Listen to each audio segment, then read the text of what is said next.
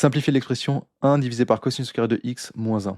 Alors toujours la même chose, donc on va déjà mettre sur le même dénominateur, donc 1 c'est cosinus au carré de x divisé par cosinus au carré de x, donc ça c'est égal à 1 moins cosinus au carré de x, le tout divisé par cosinus au carré de x.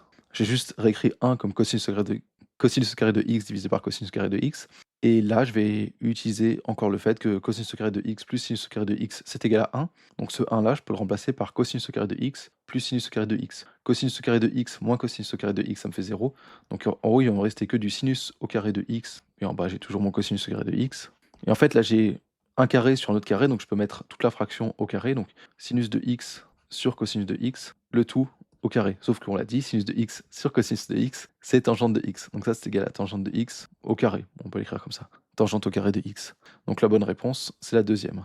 Et voilà. Compléter l'identité d'addition pour le sinus. Alors on a déjà dit, sinus de a plus b, c'est égal à sinus de a cosinus de b plus sinus de b cosinus de a.